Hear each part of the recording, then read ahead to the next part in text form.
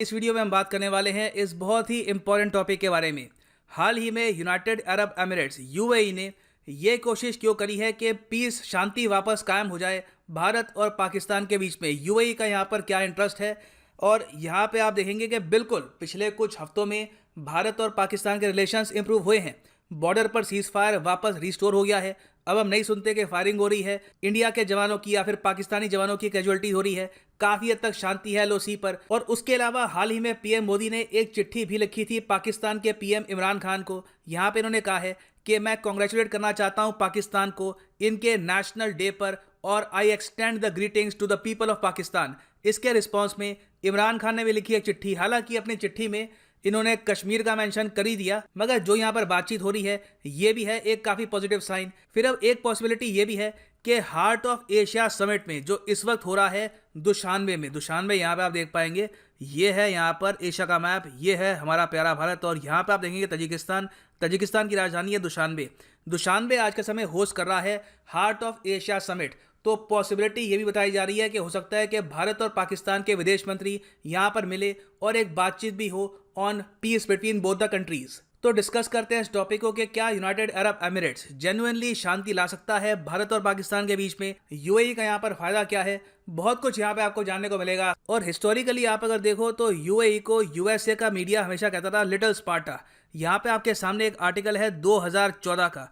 आजकल भी ये जो लिटिल स्पार्टा है काफी यूज किया जा रहा है, मगर यूएई को 2014 से मिला था ये टाइटल। यूएई का भी कुछ हद तक ऐसा ही है, ऐसा नहीं है कि ये स्पार्टा की तरह अग्रेसिव है, वॉर करते हैं। लिटिल स्पार्टा इनको इसलिए कहा जाता है क्योंकि काफ़ी बार ये जो गल्फ कोऑपरेशन काउंसिल की बाकी कंट्रीज़ हैं उनसे अलग हटके एक यूनिक रास्ता बनाते हैं। फॉर एग्जांपल यहाँ पर आप देखोगे ये यूएई की गवर्नमेंट वेबसाइट का एक डॉक्यूमेंट है। यहाँ पर लिखा है कि यूएई का प्लान है कि आने वाले कुछ सालों में ये बढ़ाएंगे अपनी सॉफ्ट पावर स्ट्रैटेजी। ये जो डॉक्यूमेंट है ये इन्होंने तैयार किया था 2017 में। इसमें लिखा है कि यूएई इन द फ्यूचर अपनी इमेज बहुत सुधारेगा। यूएई बनेगा इस रीजन का सबसे ज़्यादा मैच्योर्ड कंट्री। कहीं भी कोई भी डिस्प्यूट है, कोई मतभेद है, दुनिया पहुंचेगी यूएई के पास कि एशिया में अगर शांति करानी है तो यूएई है उसके लिए सबसे मैच्योर्ड और बेहतरीन देश। यहाँ पे आप देखोगे ये इनके पॉइंट्स हैं कि ये फोकस करेंगे ह्यूमैनिटेरियन डिप्लोमेसी पर। कहीं पर बाढ़ आ गई, कहीं पे अर्थक्वेक आ गया, यूएई यहाँ पर पहुंचेगा। उसके अलावा ये फोकस करेंगे इकोनॉमिक डिप्लोमेसी पर, cultural diplomacy, people diplomacy, scientific और एकेडमिक डिप्लोमेसी। अब ये क्या होती है, हाल ही में होप मिशन जो उन्होंने लॉन्च करवाया फ्रॉम जापान। अब देखो होप मार्स मिशन में ऑलमोस्ट सारा काम किया है यूएसए और जापान ने, मगर श्रेय यहाँ पे बढ़ चढ़ के लिया है यूएई ने। इन्होंने दुनिया भर में होप मिशन को किया एडवर्टाइज और खुद को प्रेजेंट किया एक scientific power middle east region में। टू बी ऑनेस्ट मैं देख के हैरान था, हम लोग इतना करते नहीं है। इंडिया ने मंगलयान की एडवर्टीजमेंट खुद इतनी की नहीं होगी, सरकारी एड की मैं बात कर रहा हूँ, जितनी यूएई ने की थी। इन्होंने इसको बना दिया सॉफ्ट पावर का टूल। सॉफ्ट पावर होती है इन्फ्लुएंस करने की पावर। जिस देश के पास जितनी सॉफ्ट पावर होती है दुनिया भर की सारी जनता उस देश की सुनती है। फॉर एग्जांपल यूएसए के पास बहुत सारी सॉफ्ट पावर है। यूएसए में अगर लोग यूनो करके बात करेंगे तो हमारे यहाँ भी लोग यूनो करके बात करेंगे, तो ऑलमोस्ट लोग उनको फॉलो करते हैं हर एस्पेक्ट में। और ये सब हम इसलिए करते हैं क्योंकि यूएसए के पास है सॉफ्ट पावर। उनको अपनी सॉफ्ट पावर मिलती है बहुत तरीके से। नासा से सॉफ्ट पावर मिलती है, नासा अपने आप में सॉफ्ट पावर का एक सोर्स है। फिर अगर हम देखें हॉलीवुड को और तरीके से भी, इस सब की वजह से यूएसए के पास काफी सॉफ्ट पावर है। तो यूएई भी चाहता है कि इनके पास इस टाइप की सॉफ्ट पावर आए, और यूएई का जो प्लान है ये काफी हद तक सक्सेसफुली आगे बढ़ रहा है। ऑलरेडी आप अगर देखो तो 2021 का जो सॉफ्ट पावर इंडेक्स है, ग्लोबल सॉफ्ट पावर इंडेक्स, इसमें यूएई की रैंक अब आ चुकी है 217th, जो सबसे बेहतरीन है जीसीसी कंट्रीज में। आसपास कोई भी आपको और देश नहीं दिखेगा, सऊदी अरेबिया, यमन, ओमान, कोई देश नहीं है। यूनाइटेड अरब एमिरेट्स आप कह सकते हैं इन सब कंट्रीज का एक लीडर आप कह लीजिए सॉफ्ट पावर के एस्पेक्ट में। कल को अगर मान लो कि गल्फ कोऑपरेशन काउंसिल को दुनिया के सामने अपनी कोई बात रखनी है तो यूएई इसका एक बहुत ही अच्छा आप कह सकते हैं सोर्स होगा, इनका माउथपीस होगा। तो यूनाइटेड अरब एमिरेट्स अपनी सॉफ्ट पावर को इंक्रीज करने के लिए काफ़ी कुछ कर रहा है। ये लोग लॉन्च कर रहे हैं स्पेस मिशंस, उसके अलावा कल्चरली खुद को चेंज कर रहे हैं, अपने आप को दिखा रहे हैं as a very soft kind country जो बाकी कंट्रीज़ को सेलिब्रेट करती है, उनके कल्चर को वेलकम करती है। अब इस सब में देखो एक बहुत ही आसान तरीका है सॉफ्ट पावर इंक्रीज करने का। दो देशों के बीच में जो मतभेद है वो आप खत्म करवा दो, वहां पे सुलह करवा दो। यूएई आज के समय यही कर रहा है। इन्होंने हाल ही में क्या किया कि 2018 में इथियोपिया और एरिट्रिया के बीच में करवा दिया पीस। यहाँ पे आप अगर देखोगे आर्टिकल है रूटर्स का फ्रॉम 2018, यहाँ पे लिखा है कि पीस शांति हो चुकी है इथियोपिया और एरिट्रिया के बीच में और यूनाइटेड अरब एमिरेट्स ये यहाँ पर कर रहा है हेल्प। और इस टाइप के जो आर्टिकल्स हैं दुनिया भर में पढ़े गए, लोगों ने यूरोप में पढ़ा, यूएस में पढ़ा कि अच्छा ऑल राइट, तो अगर यहाँ पर इस रीजन में एशिया अफ्रीका में अगर पीस करवाना होता है तो यूएई करवाता है। यूएई काफ़ी एक इन्फ्लुएंशियल देश है, कंट्री सुनती है इस देश की। और बिल्कुल मैं कहूँगा देखो इन दोनों देशों के बीच में यहाँ पे आप देख पाओगे ये यहाँ पे इथियोपिया है, ये एरिट्रिया है।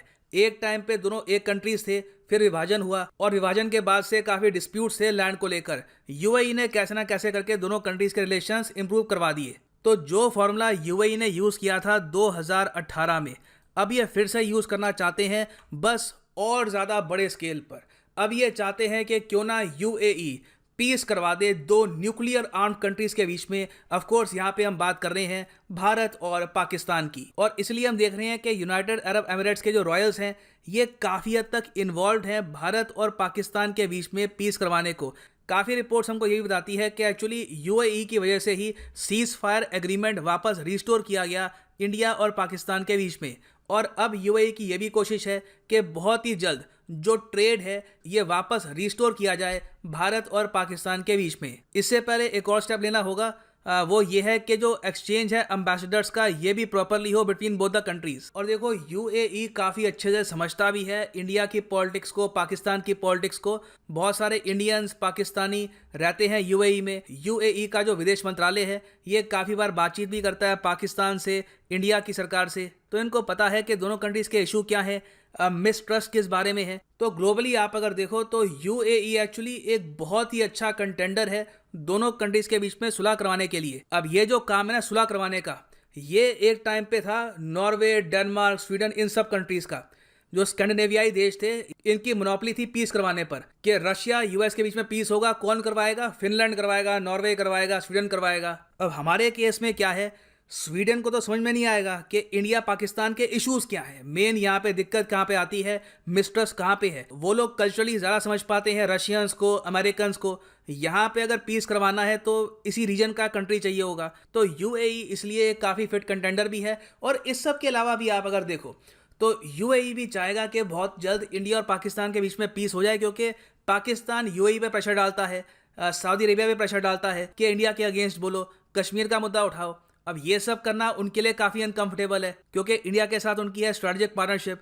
इंडिया एक बहुत बड़ा परचेजर है ऑयल का। तो ये लोग भी यहाँ पर ये चाहते हैं कि अभी के लिए जो भी इश्यूज हैं ये आराम से रिजॉल्व हो जाएं और दोनों देश फिर से बैठ के बात करें एक बेहतर भविष्य के लिए। तो देखना यहाँ पर यह होगा कि छोटे लेवल पर तो यूएई 2018 में हुआ कामयाब। इथियोपिया एरिट्रिया का जो इशू था ये यूएई ने संभाल लिया ना। क्या भारत पाकिस्तान का भी इशू ये रिजॉल्व करवा पाएंगे?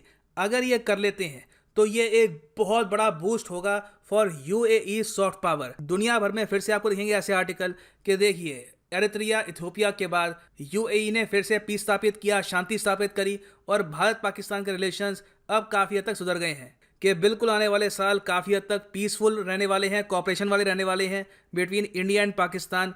और काफ़ी पॉजिटिव न्यूज़ भी आपको सुनने को मिलेगी आने वाले कुछ सालों में। इसी के साथ वीडियो करते हैं समाप्त। उम्मीद करता हूँ काफ़ी कुछ यहाँ पे आपको जानने को मिला होगा। Thank you for listening and as always God bless you all.